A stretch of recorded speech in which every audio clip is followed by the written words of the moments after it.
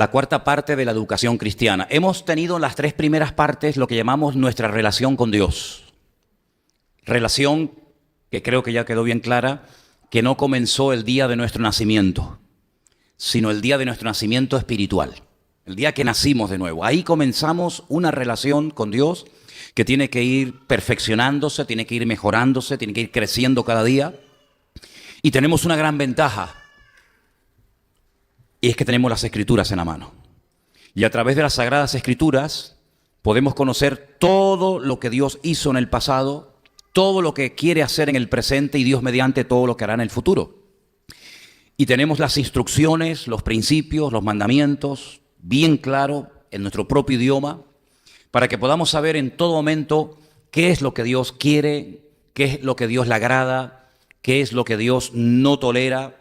Y no tengamos que improvisar, ni inventarnos, ni complicarnos la vida, sino que vayamos al manual, hermanos. Aquí tenemos el manual de la vida, el manual del Creador a su criatura, el ser humano. Como cualquier electrodoméstico, como cualquier aparato que compremos, en el interior de la caja hay un manual que viene en chino, en árabe, en coreano, en inglés, en alemán, en polaco, en ruso, menos en español, en todos los idiomas. Y ahí en el manual usted puede ver para qué es este botón, para qué sirve esto, para qué sirve aquello, y de esa manera no estropear el aparato recién comprado y poder aprovecharlo al máximo.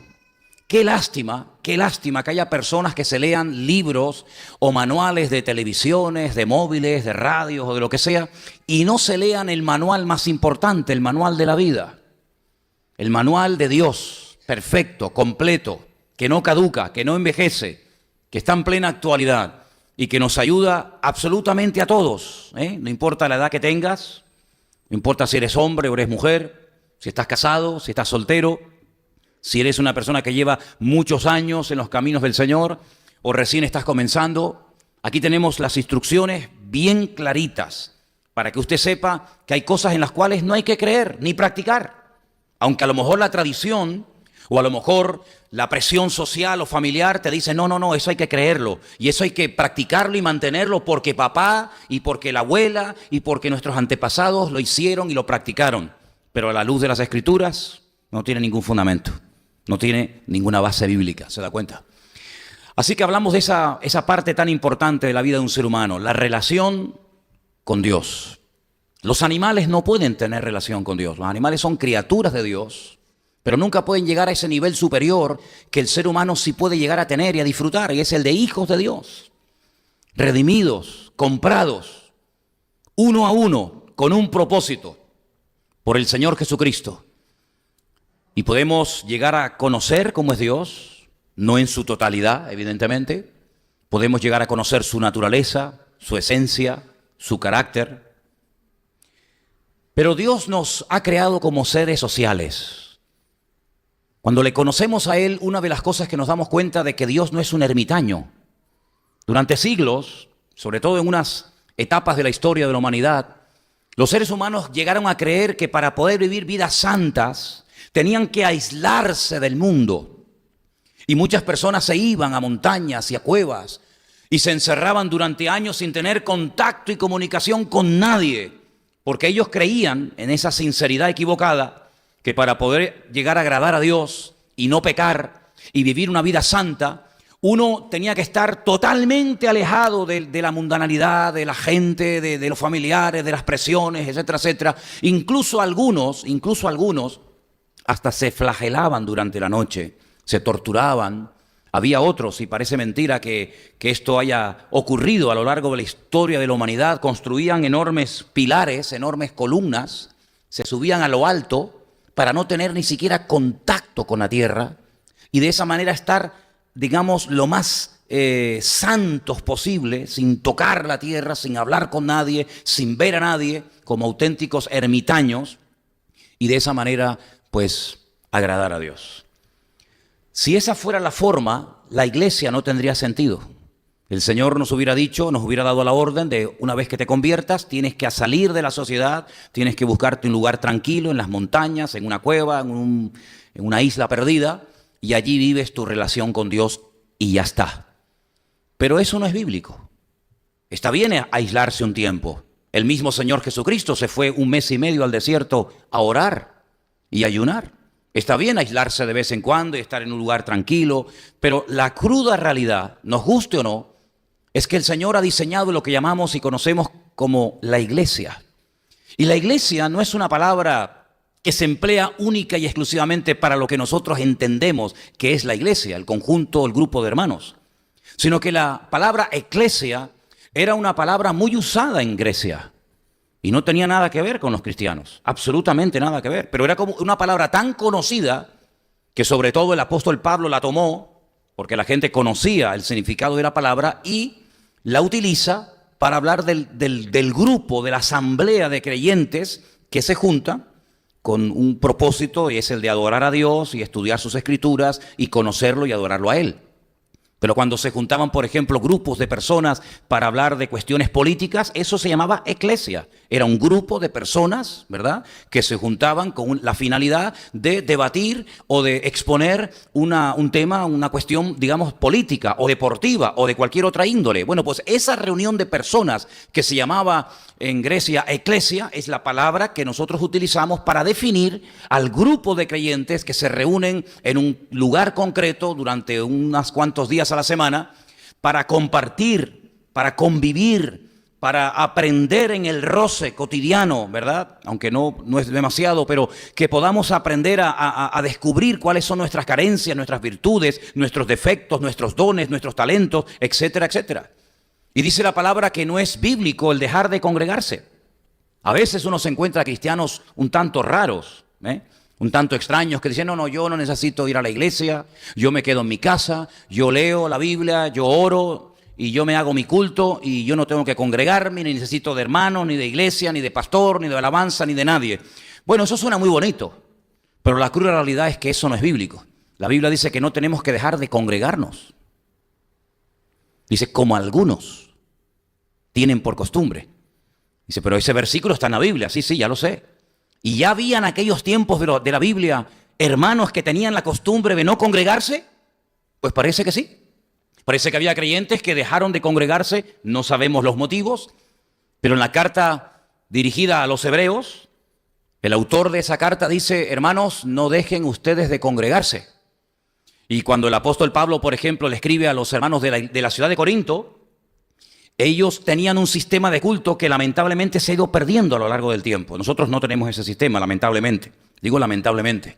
Solamente conozco una iglesia que se llaman asambleas de hermanos, que sí han logrado mantener algo de aquel estilo de la Biblia, de aquel estilo de los primeros cristianos.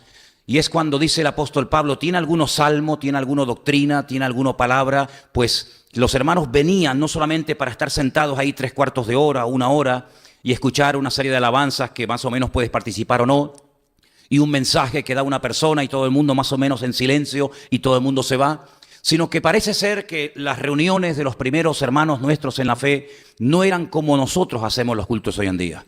Eran reuniones participativas, eran personas donde evidentemente había unos pastores, había unos líderes, unos responsables, pero era como un culto abierto, donde en cualquier momento una persona podía levantarse y compartir una palabra o dar una palabra de exhortación o una profecía o un mensaje en lenguas y el otro interpretarlo o podía compartir algún pensamiento. Y estas iglesias que acabo de mencionar, las asambleas de hermanos, ellos han mantenido el domingo a la mañana, el culto de comunión, como un culto, digamos, abierto, donde, entre comillas, cualquier persona puede compartir y puede levantarse y decir, pues mira, siento en mi corazón leerles un pasaje de la Biblia y compartir un poquito acerca de eso, ¿no?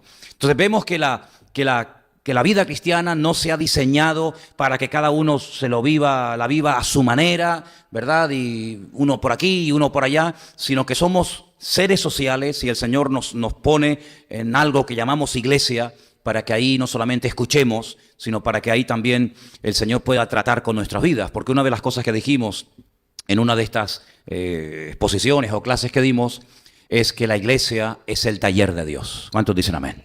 La iglesia es el taller de Dios, donde todo lo que hacemos, no solamente dentro de los cultos, sino fuera de los cultos, de alguna manera ejerce alguna influencia o deja alguna marca en las personas que nos rodean. Nuestra relación con Dios es una relación directa. Es una relación donde no hay intermediarios, donde yo puedo tener línea directa con mi Dios 24 horas al día, 365 días al año, de pie, sentado en la cama, en un hospital, en la cárcel, en un submarino, en un avión, en una iglesia, en mi casa, en el coche donde me encuentre. Pero el tema de las relaciones interpersonales, de las relaciones con los demás, es un tema muy delicado. Porque la inmensa, no digo todos, pero la inmensa mayoría de las iglesias que han tenido problemas, hermanos que a veces se han ido a otras congregaciones, generalmente no son, en la mayoría de los casos, hay excepciones lógicamente, en la mayoría de los casos no es por problemas de doctrina. No es porque un día el pastor sube a la iglesia y empieza a enseñar cosas raras y los hermanos que ya tienen más o menos cierta madurez, cierto conocimiento de la Escritura, disciernen que lo que se está enseñando no es sana doctrina, no es palabra de Dios, y dicen: yo de aquí salgo escopetado, porque han adoptado una línea en la cual esto no es de Dios y yo no voy a ser copartícipe de estas barbaridades y cojo y me voy. Sino que generalmente, repito, salvo excepciones, a veces surgen encontronazos entre creyentes. Y ahí encontramos en la Biblia muchísimo material para saber cómo tenemos que comportarnos cuando surgen situaciones de choque, de diferentes opiniones, de distintas voluntades o caracteres, donde hermanos pueden llegar a enfrentarse unos contra los otros. Y la Biblia está llena, sobre todo el Nuevo Testamento, está llena de consejos sabios, de principios, que si los ponemos en práctica podemos, como se dijo hace un instante aquí arriba, poder estar juntos, pero no de cualquier manera, sino juntos en armonía, con la paz y con la bendición del Señor. ¿Cuántos dicen amén? Tenemos que aprender a relacionarnos unos con otros. ¿Lo podemos leer? Ahí lo tenemos en la pantalla.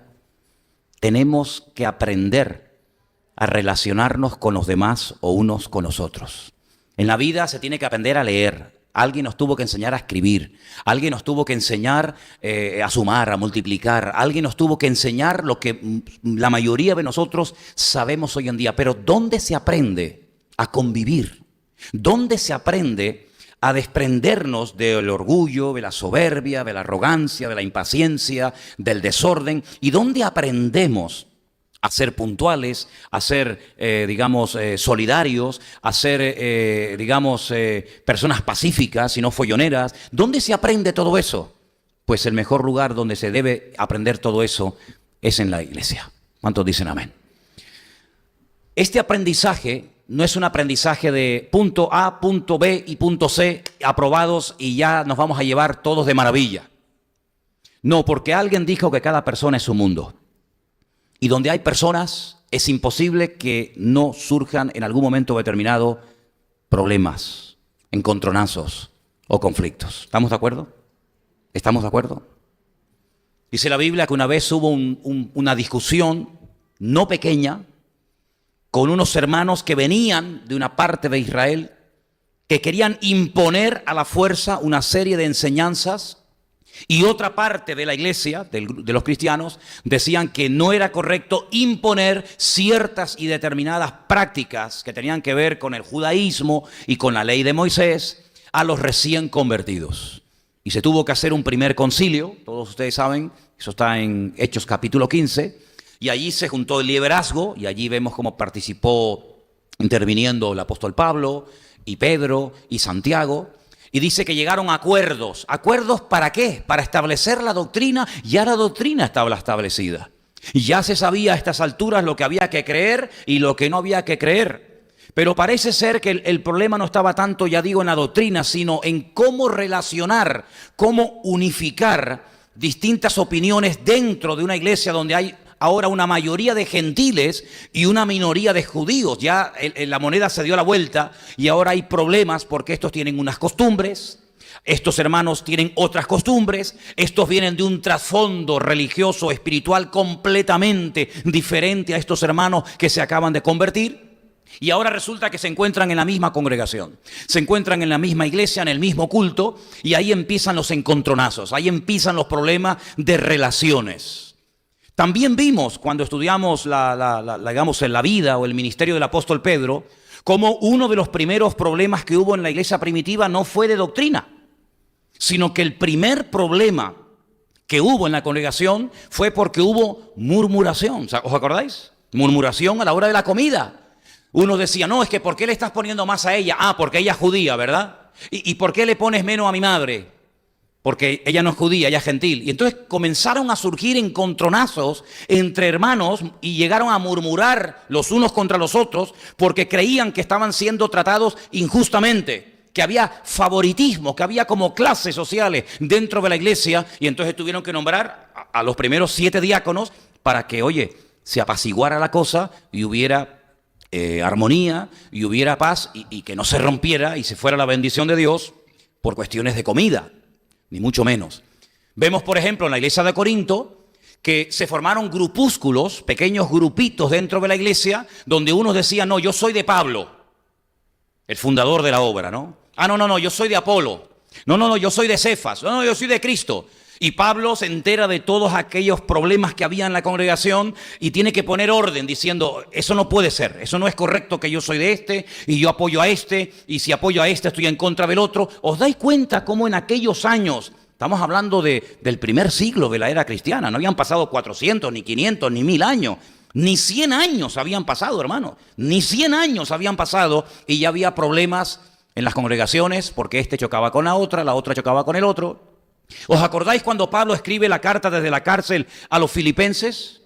En el último capítulo dice, ruego a Evodia y a Síntique, 2 hermanas de la congregación, que sean de un mismo sentir en el Señor. Fíjate, no habían pasado ni 100 años y ya Pablo tiene que interceder y tiene que pedir que por favor, fulanita y menganita, Evodia y Síntique, unos nombres rarísimos, ¿verdad?, se lleven bien y que sean de un mismo sentir en el Señor. También el apóstol Pablo chocó tremendamente con Bernabé cuando en el segundo viaje misionero él no quería que fuera Marcos. Y Bernabé insistía en que había que llevarlo. Y dice que hubo tal desacuerdo entre ellos que uno se fue por un lado y otro se fue por otro. Es tremendo, ¿verdad? Es tremendo ver cómo ya desde el principio de la iglesia había problemas entre hermanos. Las relaciones, ¿verdad?, chocaban. Los distintos caracteres, las distintas opiniones, las distintas posturas que podía haber en cuanto a diferentes temas. Quiero que volvamos a la porción que se leyó esta tarde, Mateo capítulo 5, y estemos con esa porción abierta, porque esta cuestión de aprender a relacionarnos los unos con los otros va a ser un proceso de toda la vida, algo continuo, algo que no nos va a resultar nada fácil, porque como dije hace un instante, cada persona es un mundo, y es un área en la que tenemos que invertir tiempo. Y es un área en la que tenemos que trabajar arduamente. Porque nuestra amistad y nuestra unidad como pueblo de Dios no puede estar basada, por favor escuchen bien esto, ni en emociones, ni en sentimientos, ni en intereses personales. Porque si nuestra unidad como iglesia, si nuestra amistad como hermanos, está basada en estos 3 pilares que os acabo de comentar, vamos a tener gravísimos problemas. Porque nuestra amistad no está basada en emociones. Este me cae bien, este no me cae tan bien.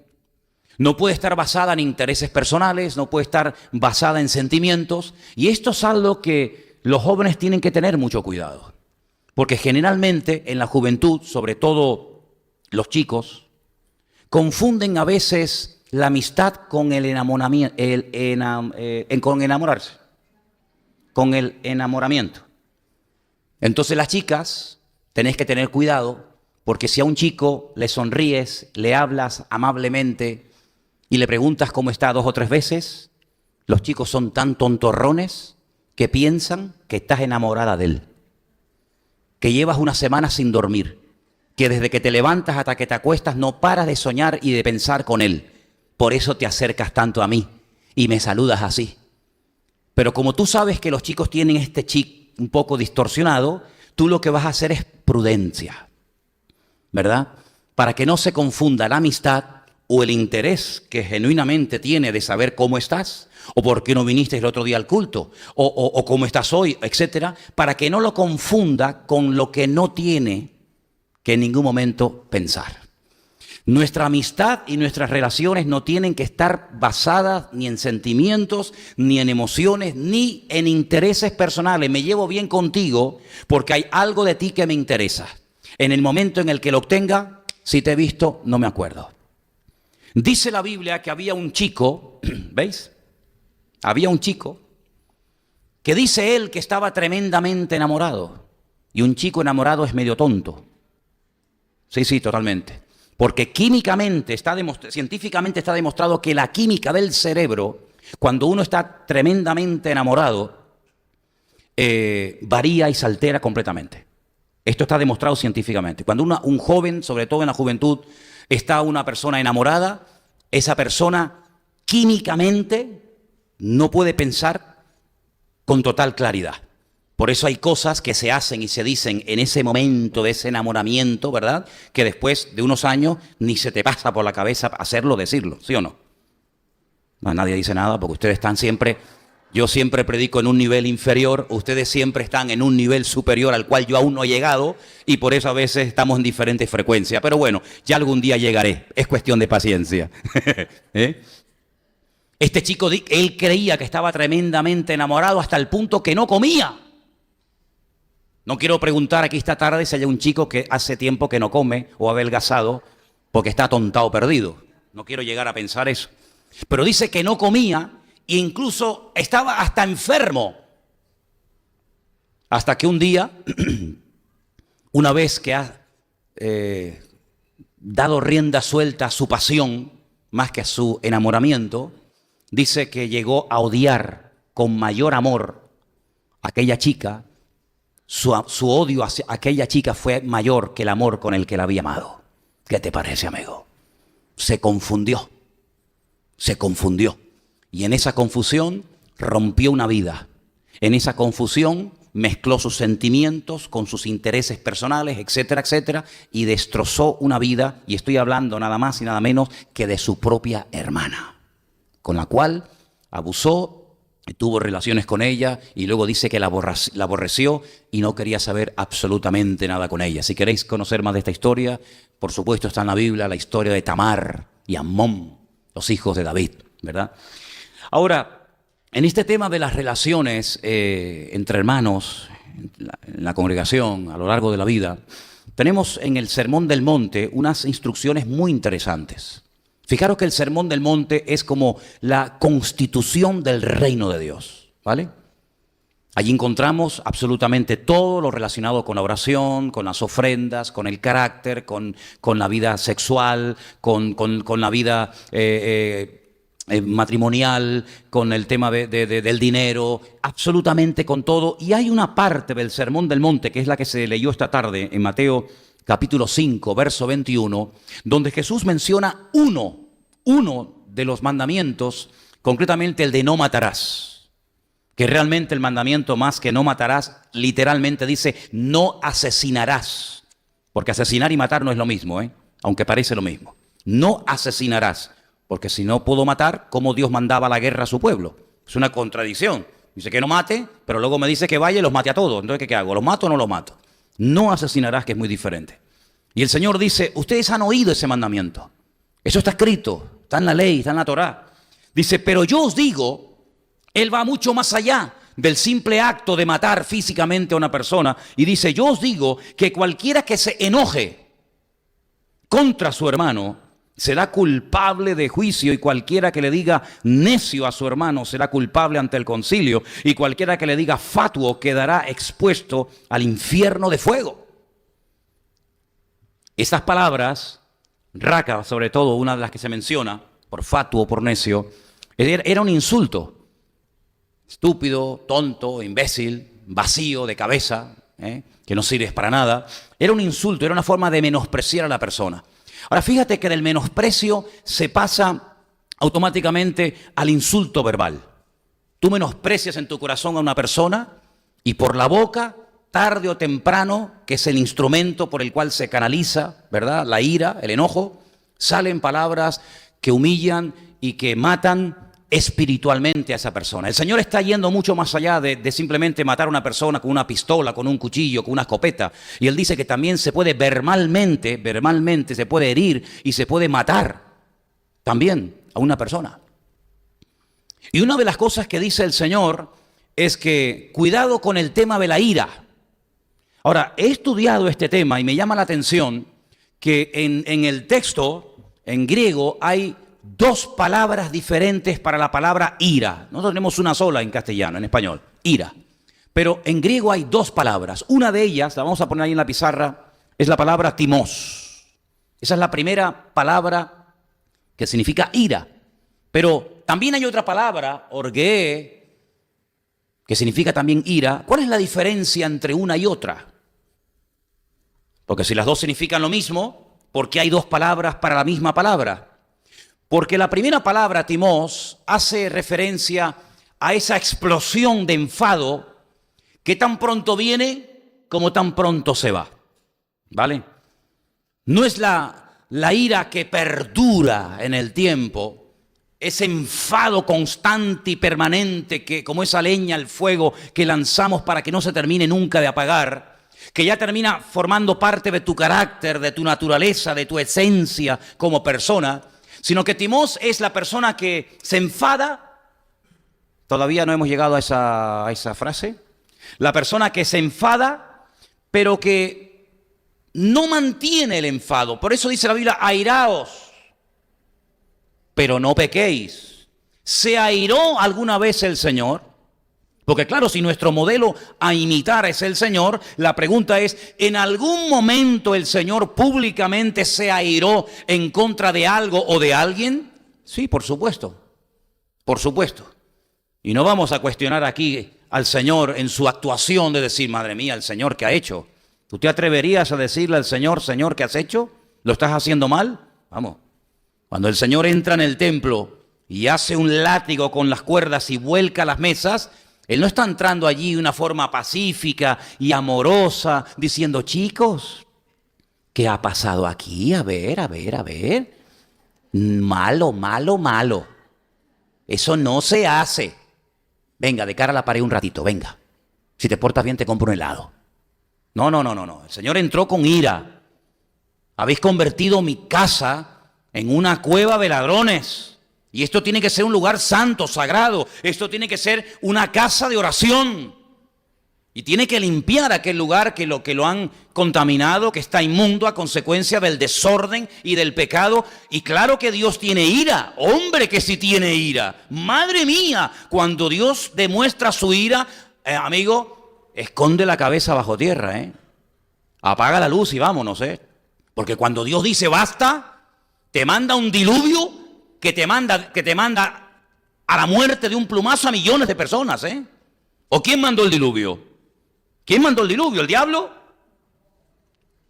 Tuvo 120 años aguantando el Señor, advirtiendo al pueblo a través de su siervo, de Noé. Y no había forma. Cuando Dios dijo basta, le dijo a Noé, entra adentro, cierra la puerta, que ahora se van a enterar quién soy yo. Dios mandó un diluvio que no dejó títere con cabeza, hermano. Y eso lo hizo el Señor en su ira santa. Y nadie puede cuestionar eso de Dios, porque tenía toda la razón y el derecho para estar enfadado el Señor, por supuesto. Y cuando confunde las lenguas y destroza la obra que están haciendo con la famosa Torre de Babel, ¿quién intervino allí? ¿Quién produjo aquel caos? ¿El diablo? No fue el Señor. ¿Y quién destruyó con fuego y azufre las ciudades de Sodoma y de Gomorra? ¿El diablo? El diablo estaba contento con aquella conducta. El diablo estaba en su salsa con el comportamiento de los ciudadanos, de los habitantes de Sodoma y Gomorra y de las ciudades vecinas. Pero cuando Dios dijo basta y sacó a sus hijos de allí, amigo, vete a ver hoy en día dónde estaba Sodoma y Gomorra. Allí no crece ni la hierba. Lo destruyó todo. Así que la ira del Señor es tan real que, bueno, yo pregunto una cosa. Los millones y millones y millones y millones de seres humanos que van a estar por la eternidad en el infierno, ¿quién creó el infierno? ¿Quién lo hizo?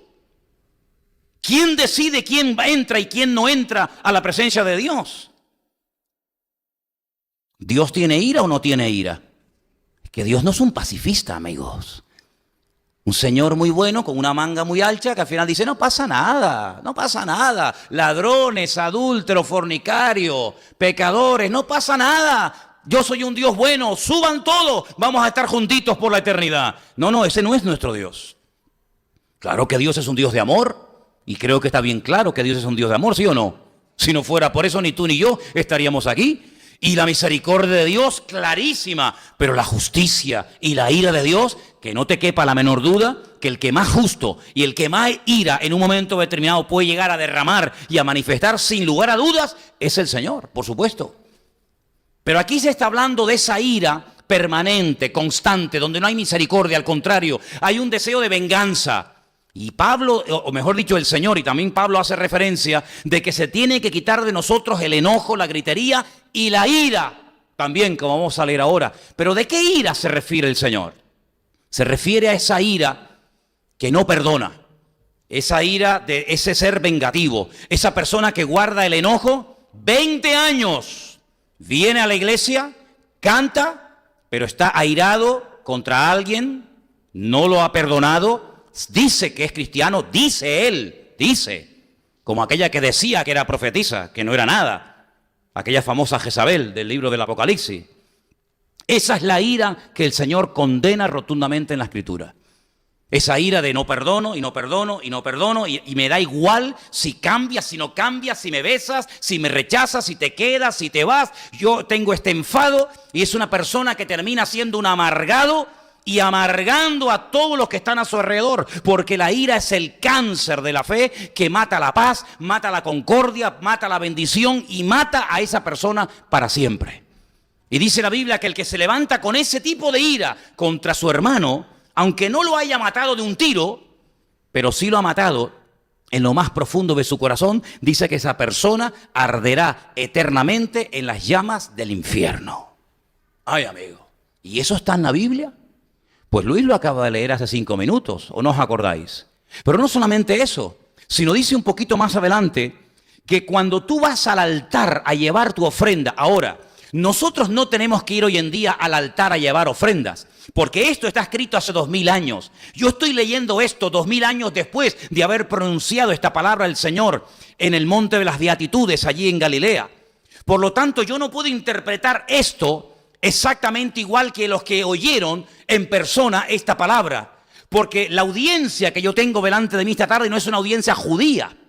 No estamos viviendo en Jerusalén con el templo a pleno rendimiento, pero el Señor Jesucristo estaba dirigiendo sus palabras a una generación que conocía perfectamente lo que era el amenorá, lo que era el sumo sacerdote, lo que era el templo, lo que era los sacrificios, lo que era el altar, y eran mayoritariamente judíos.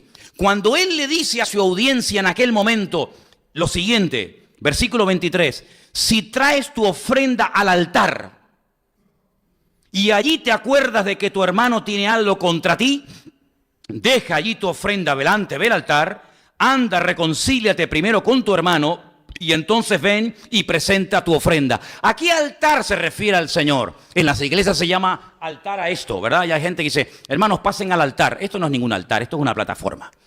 El altar al que se refiere Mateo capítulo 5 era el altar del sacrificio que estaba en el lugar del atrio en Jerusalén. Era un altar enorme donde la gente iba a presentar sacrificios de animales, cosa que hoy en día no existe, ni se debe hacer, porque tampoco se pueden hacer, porque no existe dicho altar, ni dicho lugar, ni dicho templo.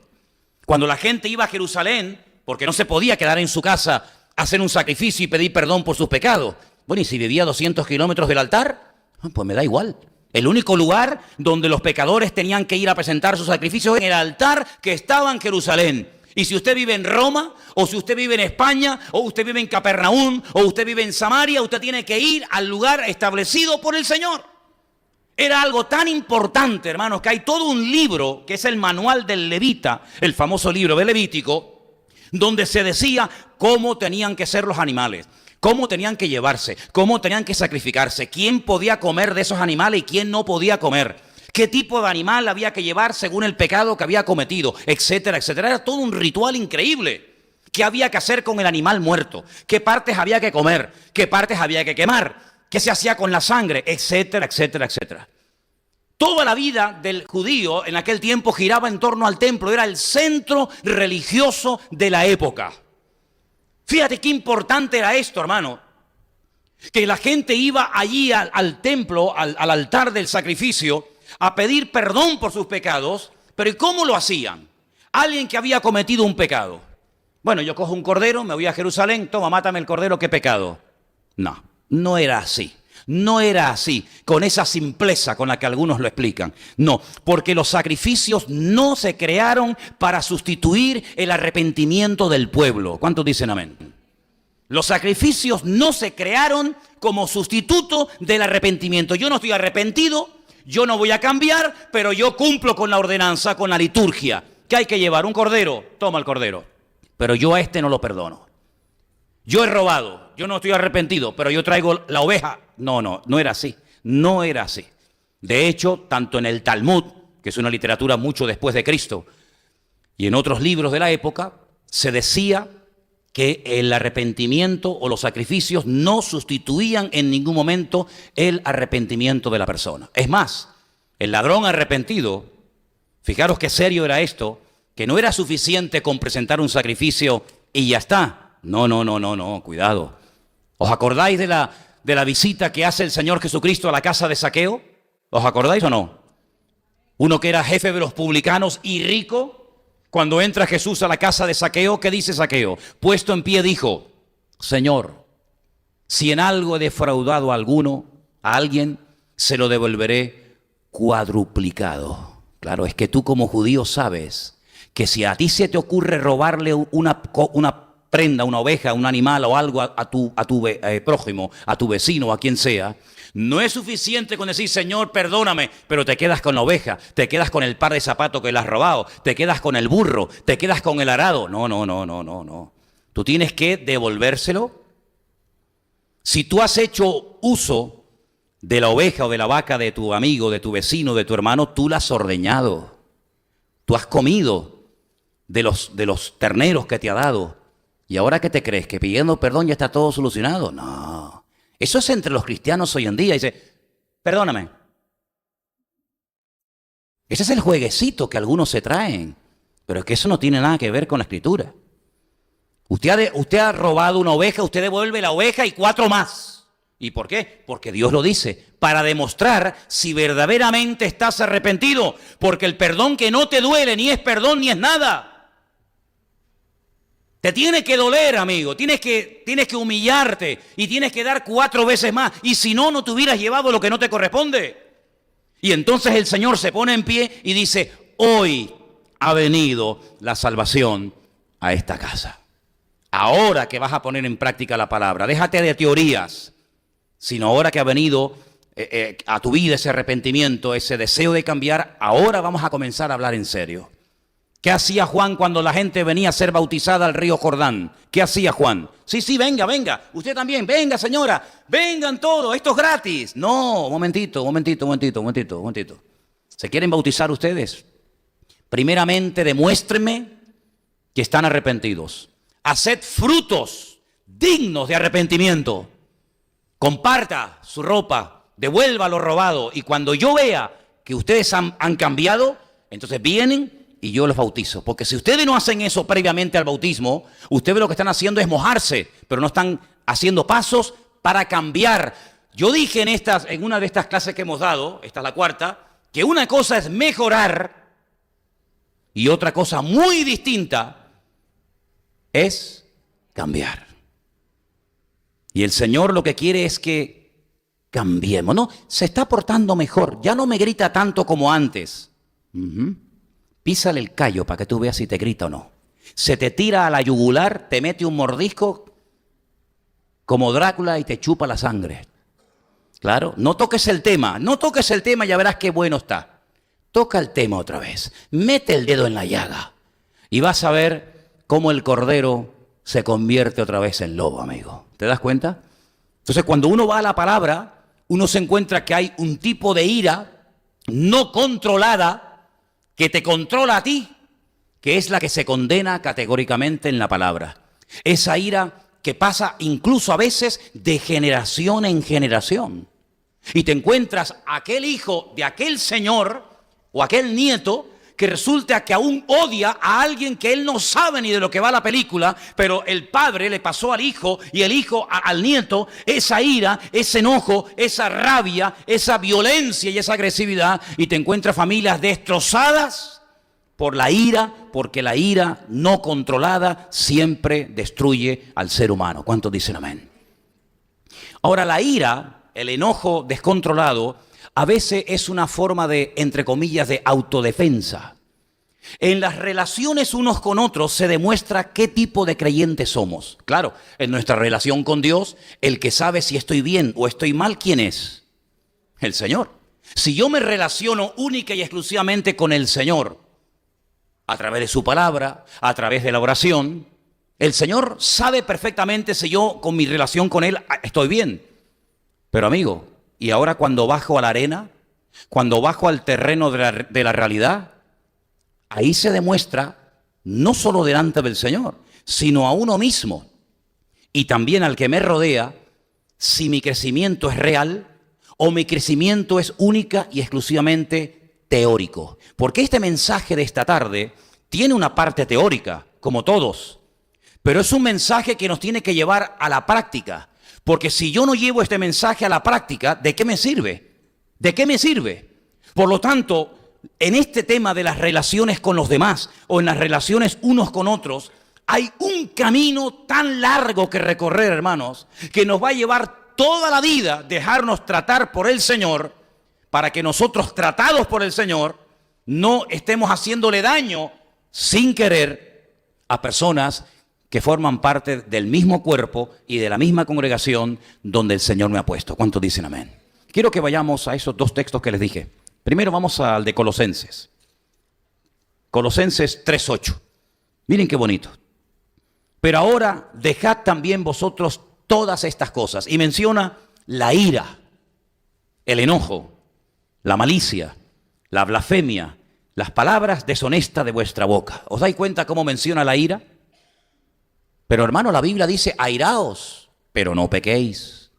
Airaos, pero no pequéis. No se ponga el sol sobre vuestro enojo. Es decir, arreglen las cosas lo antes posible. ¿Cómo es posible que matrimonios que lleven 50 y 60 años de casados salgan en televisión, en radio y en los periódicos continuamente? Señor de 75 años mató a su mujer de 28 puñaladas porque la quería y luego se ahorcó. Dice, ¿cómo es posible? ¿Verdad? ¿Cómo es posible esto?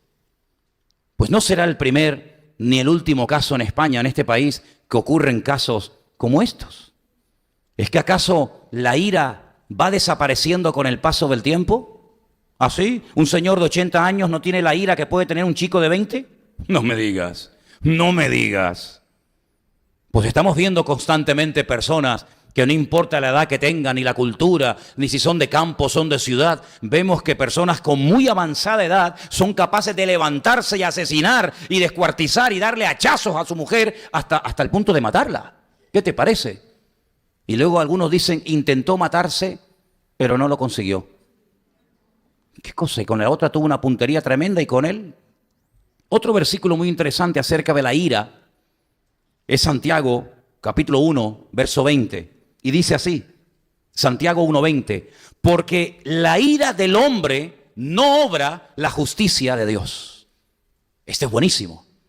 Cuando la ira domina las circunstancias, cuando la ira como caballo desbocado pierdes el control, aunque Dios quiera obrar, tu carácter ha contaminado de tal manera el ambiente que cuando la ira del hombre se manifiesta, la justicia de Dios no se puede bajo ningún concepto manifestar. Ahora, hay cosas que nosotros podemos hacer y también podemos evitar para fortalecer y para enriquecer las relaciones. Por ejemplo, un consejo que yo siempre doy, y espero que lo cumplamos, es no estés siempre con la misma gente. Abre tu círculo de amistades. Siempre estás con los mismos o con las mismas. ¿Por qué?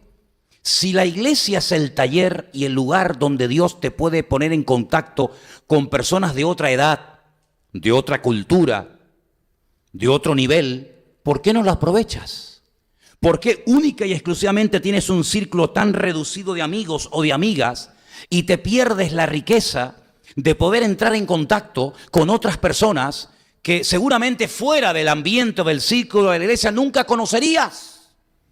Pero que sin embargo el Señor a tu lado pone a un señor de edad y pone a un niño y pone a una señora y pone a un hermano de miles de kilómetros de distancia de aquí, de otro país o de otra cultura, para que entre todos podamos disfrutar y enriquecernos mutuamente los unos a los otros. Entonces mi primer consejo es: amplía tu círculo de amistades dentro de la congregación. ¿Cuántos dicen amén? ¿Lo van a hacer? Este lado no ha dicho nadie amén. ¿Lo vais a hacer? ¿Lo vais a hacer? 3. ¿Lo vais a hacer? 5-3. Vale. ¿Qué te parece? Amplía, mijo. Saluda a todos antes y después del culto. ¿Lo vais a hacer?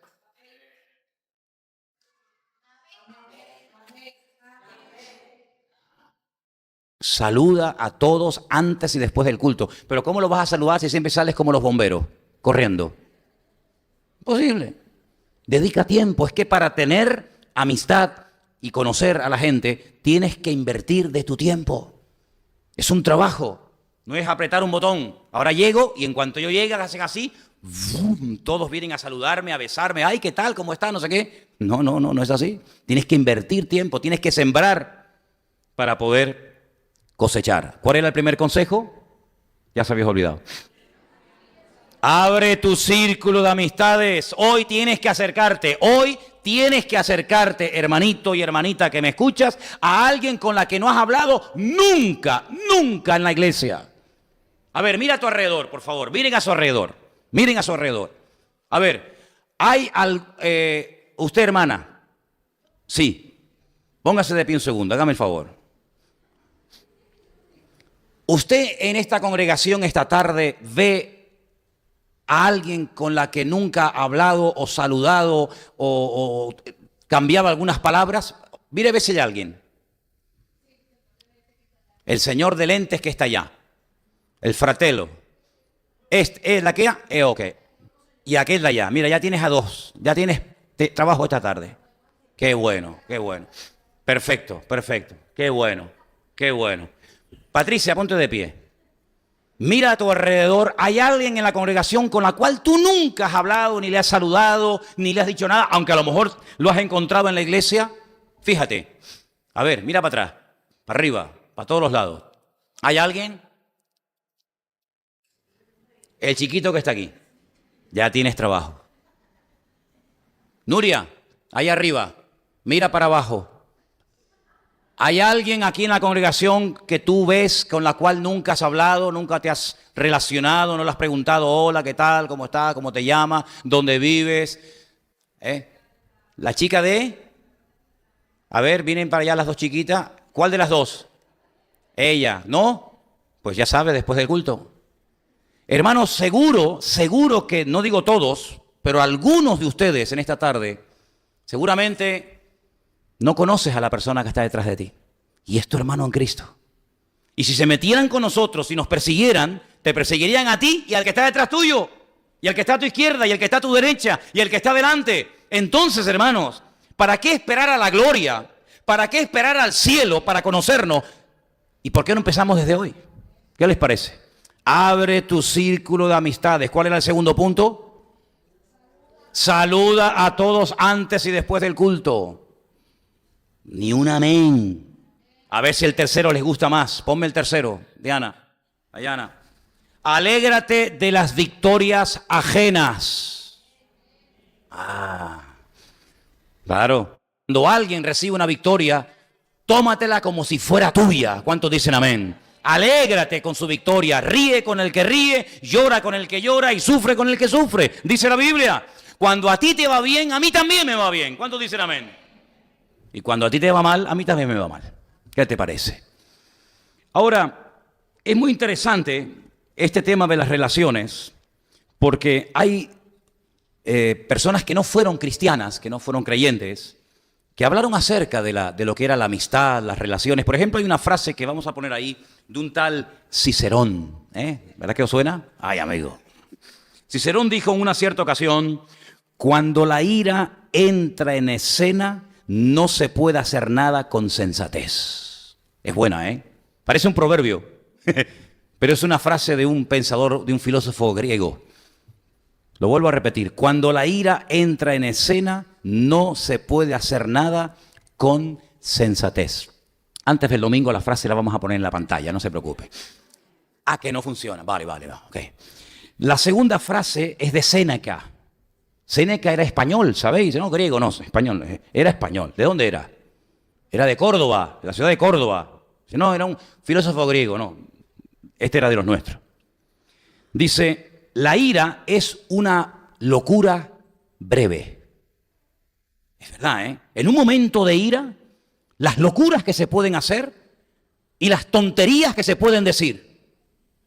Dicho sea de paso, en esta tarde tú estás cómodo aquí. ¿Alguien te incomoda? ¿Alguien te pone nervioso? Es interesante esto, ¿eh? Y yo sé por qué lo digo. Porque yo tengo discernimiento espiritual y soy el pastor de la iglesia. Y cuando en una congregación o cuando en un ambiente alguien te pone nervioso, te pone de mal humor y no estás cómodo, es en ese área donde Dios te está hablando y quiere tratar contigo.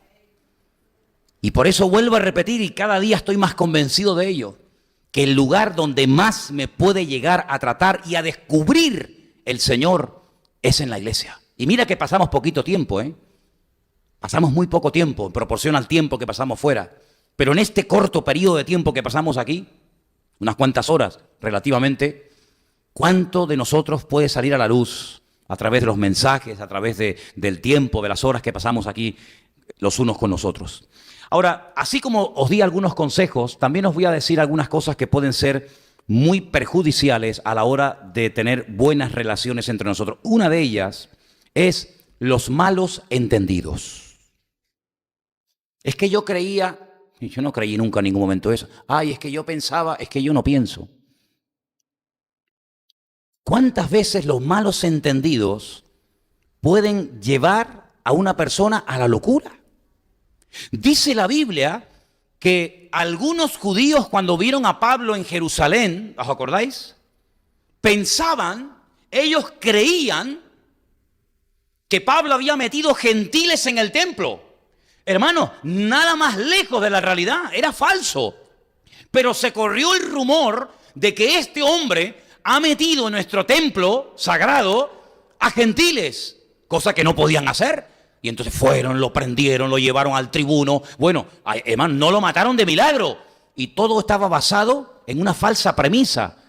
Cuando empezamos mal, terminamos peor. Los malos entendidos tienen que ser aclarados cuanto antes. Oye, una pregunta, ¿tú dijiste aquello el otro día por mí? ¿El qué? ¿Que hay una persona muy fea en la iglesia? No. En ningún momento pensé en ti. Oye, pues llevo 18 meses que no duermo, ¿eh? Pues no veas el sueño que te has perdido por boba. ¿Eh? Aclaren las cosas, hermano. Cuando tú pasaste el otro día por el pasillo no me saludaste porque tienes algo contra mí, ¿verdad? ¿Yo? No, es que yo ni me di cuenta que tú estabas allí. Ay, pues mira, me quitas un peso de encima porque yo pensé que te caía mal. Ay, amigo, un mal pensamiento, un mal entendido puede llevar a arruinar a una iglesia, a un matrimonio, a una vida, a un grupo hermoso de jóvenes. Por eso, hermanos, nunca le demos lugar ni alimentemos malos entendidos, porque los malos entendidos nos llevan a un nivel muy peligroso, que es el de criticar y el de juzgar a una persona porque creemos que le caemos mal o que no nos entiende o que no nos ama o aquello o lo otro. La Biblia prohíbe categóricamente que entre los cristianos exista crítica, totalmente prohibido. Es un cáncer. La Biblia prohíbe juzgar a una persona, e incluso a veces hasta por su apariencia. Os voy a contar un secreto, un chisme evangélico. ¿Os gustan los chismes, Una vez fui a una iglesia y vi a una señora, a una hermana, que cuando la vi, su apariencia, yo dije para mí, madre mía, es como un pitbull. Tiene que tener un carácter seria, algo tremendo. Imponía el aspecto de esta hermana, además era una cachorra, imponía. Mira, jamás en mi vida ha sido una de las pocas personas que he conocido de verdad que me ha caído de maravilla, una persona noble, pero su aspecto, su forma de ser de entrada, te metía miedo. Y las apariencias, ¿qué pasa? Engañan. Entonces, cuidado con juzgar a priori sin conocer a una persona. Y hay algo que es muy peligroso y que puede traer enfermedades, y lo dice Proverbios, sobre todo de los huesos, y es la falta de perdón y el resentimiento. Así como antes os di algunos consejitos prácticos, ¿verdad?, para llevarnos bien y potenciar e enriquecer las relaciones, esto que estoy diciendo ahora, tomar buena nota de ello, porque la falta de perdón bloquea y contamina nuestra relación con Dios. La Biblia dice, y ustedes conocen ese versículo de memoria, que si llegamos a creer que yo estoy bien con Dios, pero que llego a aborrecer a mi hermano, dice, yo soy un mentiroso. Y es increíble ver a veces a personas que no le dan importancia al hecho de yo con esta persona no quiero hablar más. ¿Y usted se llama cristiano? Usted no puede utilizar ese título de cristiano, porque el cristiano es una persona que siempre, sí o sí, con razón o sin razón, siempre perdona y no le puede jamás dar lugar al resentimiento, a la amargura, a la venganza y muchísimo menos decir, eso que te está pasando es por aquello que tú me hiciste. Aguántate. Yo sé que ustedes están siempre en un nivel diferente. Yo siempre predico desde AM y ustedes están en la FM, ¿vale? Pero ¿cuántas personas dicen, claro, es lógico que le pase eso? Con lo que me hizo a mí, se lo merece. Es increíble, ¿eh? Cuánto de carne todavía puede haber en nosotros sin darnos cuenta. Claro, en un tiempo de alabanza y de oración la carne está, como le pasó a Luis, plano, así, ¿no? En un tiempo de alabanza y de oración con estas canciones que canta esta gente también y que cada vez tocan mejor, claro, uno está, ¿en qué está? En el espíritu, sí, pero baja del espíritu y que te venga de frente esa persona y ya verás cómo automáticamente hace la tortilla y se da la vuelta. Y es en esas áreas donde Dios nos quiere tratar. Dios no cambia a nadie en la alabanza y en la oración. Dios cambia en el trato los unos con los otros. ¿Cuántos dicen amén? Porque aquí hay una relación vertical y hay una relación horizontal. Qué bonita la forma de la cruz, ¿eh? Qué bonita la forma de la cruz, ¿eh? El palo más largo, ¿cuál es? El vertical. El que habla de mi relación con el Señor. Perfecto, pero no te olvides que la cruz también tiene un palo, tiene un travesaño horizontal que me habla de mi relación con mi prójimo. El Señor levantaba la mirada y hablaba al Padre, pero no te olvides que aquí hay un ladrón y aquí hay otro ladrón y aquí hay circunstancias y aquí hay cosas. Este se va a burlar, el otro te va a pedir favores, el otro que se ríe de ti, el otro que te bajes de la cruz, el otro que sálvate a ti mismo y a nosotros, el otro que si eres tan poderoso. Todo eso tiene que ver con este plano, con esta dimensión, con lo otro, Padre, encomiendo a ti mi espíritu, ¿verdad? Con eso no hay problema. El problema siempre surge a este nivel inferior en el cual de momento vivimos hasta que Dios lo permita. Y por lo que vemos todavía el Señor con Luis y con todos nosotros nos quiere tener aquí porque todavía nos tiene que pulir. ¿Cuántos dicen amén? Porque dice que nos quiere quitar las manchas y las arrugas. Oye, eso de las arrugas me ha gustado, ¿eh? Lo de las manchas uno lo lleva bien porque, oye, más o menos uno viene limpito, ¿no? Pero lo de las arrugas, uno se mira por la mañana al espejo y dice, esta la semana pasada yo no tenía esto. Elena, tienes que limpiar el espejo, que este espejo me hace arrugas, ¿eh? Sin manchas y sin arrugas nos quiere ver el Señor. ¿Cuántos dicen amén? Sin arrugas quiere decir que nos quiere ver jóvenes, renovados, bendecidos, en plena comunión con Él y los unos con nosotros. Quiero también compartir algo que me ha llamado mucho la atención.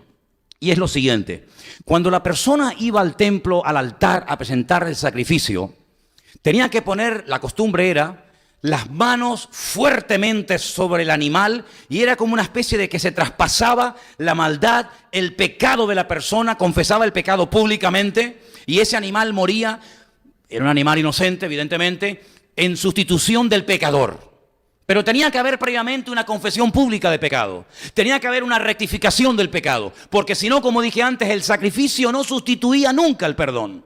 Ahora, hay un versículo que encontré en esta mañana extraordinario, que viene como anillo al dedo a lo que voy a decir, y tiene que ver con una situación de la vida donde un rey, al cual todos amamos y respetamos, es nuestro queridísimo rey David, comete un pecado tremendo.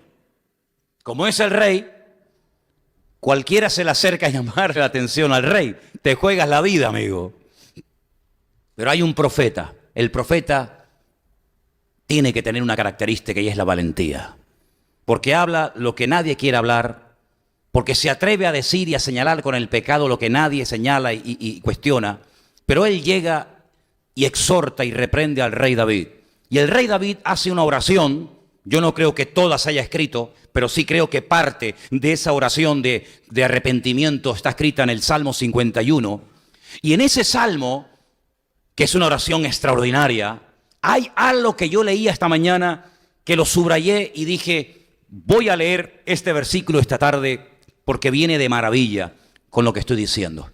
El Salmo 51, verso 17 dice así: los sacrificios de Dios son el espíritu quebrantado.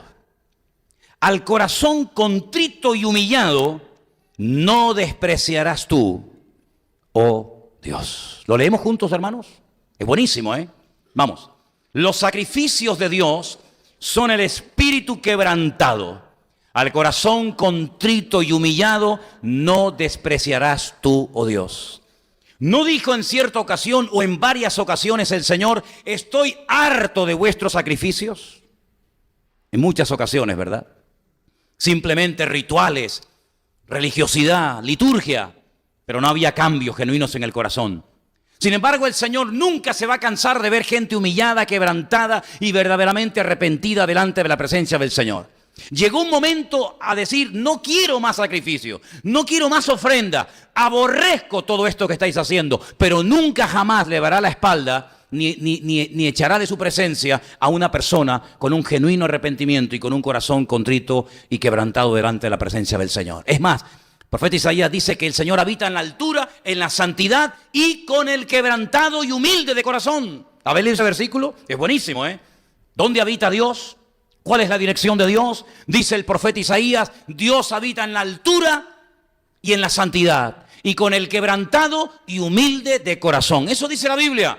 Y por eso la palabra de Dios nos enseña a llevar nuestros impulsos carnales, uno de ellos es la ira, a ponerlo bajo el señorío de Cristo, para que, como dice la Biblia, airaos, pero no pequéis, no se ponga el sol sobre vuestro enojo, y nuestra vida no sea dominada ni por la ira, ni por el enojo, ni por el resentimiento, ni por la amargura, sino que podamos vivir vidas libres. Porque si nosotros estamos en paz con nosotros mismos, vamos a estar en paz con la gente que nos rodea. ¿Cuál es el gran problema de muchos creyentes? No me quiero detener mucho en esto, pero sí quiero tocar unos puntos. ¿Cómo está tu nivel de autoestima, hermanita, hermanito querido? ¿Cómo está tu nivel de autoestima? Hay gente que se niega a hacer cosas en la iglesia. ¿Quieres orar? No. Llama a otro. ¿Quieres pasar a leer los anuncios? No. ¿Quieres compartir la palabra? No, que va, ni loco. Una cosa es la timidez, y yo os digo, aunque no lo creáis, porque ustedes no conocieron esa etapa de mi vida, ustedes me han visto a mí siempre de pastor. Ustedes siempre me han visto a mí en el púlpito de pastor. Ustedes no me conocieron a mí antes. Yo era una persona tremendamente tímida, solitaria. Mira, te puedo contar cantidad de anécdotas. Yo cuando iba, por ejemplo, con mi hermana por la calle y quería entrar a una tienda de música para comprar las cuerdas para mi guitarra, que las quería cambiar, o quería preguntar por el precio de un instrumento, o quería entrar, o quería saber cuánto costaba esa camisa, o esas zapatillas, o lo que sea, yo era incapaz de entrar. Créetelo. Yo decía, entra y pregúntale cuánto vale. ¿Por qué no entras tú? No, entras tú. Ella entraba, yo me quedaba afuera. ¿Cuánto vale? 50, venga, vámonos. O entramos. Era incapaz de entrar y preguntarle nada a nadie.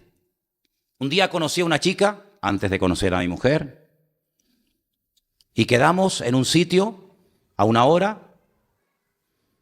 Y cuando yo llegué a ese sitio, era una cafetería que tenía unas escaleras así para abajo. No estaba así a nivel de calle. Entonces yo llego a la escalera, la veo a ella sentada al final de la escalera en una mesa y le digo, hola, hola. Y había otras mesas y los que bajaban, la gente de las mesas miraba. Y yo hice así, cuando vi a la gente que me miraba, le dije, me di media vuelta y me fui. Incapaz de bajar por unas escaleras y que la gente a mí me mirara. Así era yo. Cuando el pastor de mi congregación, de la congregación donde aquello me asistía, me pidió un domingo a la tarde cantar una canción antes de la predicación, le dije que sí, no aparecí. Al domingo siguiente me dijo, el domingo pasado tenías que haber cantado una canción, ¿te acuerdas? Digo, sí, sí, vas a cantar este. Había culto por la mañana y por la tarde el domingo en mi iglesia. Yo me convertí así. ¿Vas a cantar esta tarde? Dije, sí, sí, claro. No aparecí. Al tercer domingo, este pastor me dice, ¿vas a cantar hoy, sí o no? Le dije, sí, sí, sí. Pero me vas a hacer lo mismo que... No, no, no. Y no aparecí. Al cuarto domingo me llevó a la oficina y ya al cuarto domingo ya canté. Ya al cuarto domingo ya canté. Más me valía cantar. Aunque desafinara. Incapaz, hermanos. Y encima, Dios me pone en un púlpito como pastor de una iglesia. ¿Qué te parece? ¿Qué te parece, amigo? Lo que nunca en mi vida dirigirme a personas para que me escucharan, en eso que yo nunca pensé hacer, en ese área me puso el Señor. ¿Con qué área te crees tú que tuvo que comenzar a trabajar conmigo el Señor? Pues con la que te acabo de comentar. Una cosa es la timidez y otra cosa es la baja autoestima. Yo no me creía inferior a nadie, nunca yo me he creído inferior a nadie, créetelo, yo nunca he tenido complejos de nada, de nada. Por eso yo jamás he imitado a nadie, ni me he puesto camisetas con nombres de fulanito, de menganito, porque yo no me siento inferior ni superior a nadie. Pero ¿sabes qué? Hay personas que se sienten inferiores y por miedo al rechazo, por miedo a hacerlo mal, pierden la posibilidad de crecer y de madurar diciendo continuamente no, no, no, no, no y no. Y pasa un año, pasan 2 y pasan 3 y te pierdes la posibilidad no solamente de poder superar tu timidez, que se puede superar, porque yo sé lo que estoy diciendo, porque yo lo he vivido y sé que es una atadura terrible, pero se puede superar y si no, mírame a mí. Vamos, más desenvuelto en el púlpito que yo, ¿qué quiere que te diga? De tímido nada. Con la ayuda, con la gracia de Dios, evidentemente. Pero que además de eso, aparte del problema de la timidez, que mayor o menor medida lo puedes tener, el tema de la autoestima es otro tema. Porque te estás infravalorando. Y porque toda oportunidad que se te presente en la vida para orar, para cantar, para servir o para hacer algo, no tienes por qué decir no, no, no y no. No por miedo al rechazo, sino porque no terminas de creerte que si el Señor te abre una puerta, el Señor te va a capacitar para poder funcionar en ese área del Señor. ¿Cuántos dicen amén? ¿Tú te crees que el Señor te va a pedir que mañana compartas y no te va a ayudar a compartir? ¿Pero qué Señor es ese? ¿Tú te crees que el Señor te va a poner en un área y te va a dejar solo y botado para que te tengas que buscar la vida tú solo, tú sola? Cuando el Señor te abre una puerta y te guía a un área de servicio, de música o de lo que sea, tú no tengas ningún temor porque el Señor está contigo, porque si no estuviera contigo, no te ponía en ese lugar. ¿Cuántos dicen amén? Le dijo a Josué, yo estaré contigo todos los días, como estuve con Moisés, estaré contigo. Gloria a Dios, qué bien. Sí, pero ahora esfuérzate y sé valiente. Levántate y ve a pelear. Pero estás conmigo, claro, por eso tienes que ir a pelear. Porque si no estuvieras tú conmigo, ¿cómo voy yo a ir a pelear contra los filisteos, contra los amorreos? Es imposible. Si el Señor te dice ve a la batalla, es porque el Señor ya ganó esa batalla antes de que tú fueras. Y por eso te lleva. Él pelea la batalla y te permite a ti estar en primera línea para que reconozcas que el Señor es todopoderoso y que nadie te podrá hacer frente en todos los días de tu vida. Así que a partir de ahora, nadie le dice al pastor, no quiero esto, no quiero aquello, no quiero tal, porque el Señor, puerta que te abra, puerta que puedes utilizar para crecer y madurar y servir al Señor. ¿Cuántos dicen amén? ¿Cuántos dicen amén? A ver, déjame oírte. ¿Cuántos dicen amén? Ok, perfecto, lo tengo grabado en el chic. Y termino. Tengo un salmo, bueno, el salmo ya lo hemos leído, pero lo que sí quiero decir con todo esto, de las relaciones unos con otros, es que tenemos que comenzar a derribar barreras y a establecer puentes. No esté siempre a la defensiva. Ese es un gran problema típico de la idiosincrasia de Canarias. Si yo estuviera en Andalucía, que he estado viviendo y conozco allí, conozco cuáles son sus defectos, sus virtudes, o en Galicia, o los vascos, o los catalanes, o tal. Uno de los problemas que a veces existe aquí en Canarias es que la gente, de entrada, ya está a la defensiva. Y yo quiero que todos ustedes se nos metan en la cabeza, queridos hermanos, que tal y como tú eres, Dios te acepta y te ama. ¿Cuántos dicen amén? Así, tal y como tú estás ahora mismo, así, aunque no cambiaras, Dios te acepta y te ama tal y como tú eres. Haz así y date un besito a ti misma. Así. Qué guapa que soy. Aleluya. Gracias, Señor, porque me quieres mucho. Ya está, ya está. Dios te ha hecho así. Dios te ha creado con esa estatura. Ay, Señor. Sí, mijo. La estatura que usted tiene es la que le dio el Señor. Y la anchura también. Hombre, claro, es alto, ancho y profundo. ¿No dice no, alto. No es como Epi Blas, cerca, lejos, atrás, ¿no? Y el color de ojos que tienes, ¿quién te los dio a ti? ¿Quién te los dio? Qué ridículo es comprarse lentillas de colores, de verdad lo digo en serio, perdonen, ¿eh? Si tú las quieres comprar, allá tú. Pero con los ojazos que yo tengo, con los ojazos que tú tienes, muchacha, comprarte lentillas de colores, pues tú estás loca. Si los ojos más bonitos del mundo son los que tú tienes, ¿o no? Porque son los que me dio mi Padre querido. Son los que me dio mi Señor. ¿Y mi color de piel? ¿Quién te lo dio, mija? Me lo dio el Señor. ¿Y los padres que tengo? ¿Y de dónde saliste tú, papá? ¿De dónde saliste tú, mija? De la unión de papá y mamá. Sí, pero es que tú olvídate de tú ponlo juntos. Sí, bien, ponlo juntos. Así. Juntitos, ¿quién salió? ¿Quién salió de esto juntito?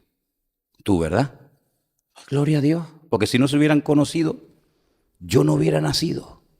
Entonces, gracias a Dios por y por esta, porque gracias a esta unión que Dios permitió, yo estoy aquí hoy. Sí, pero es que otra vez que lo ponga juntito, así, juntito.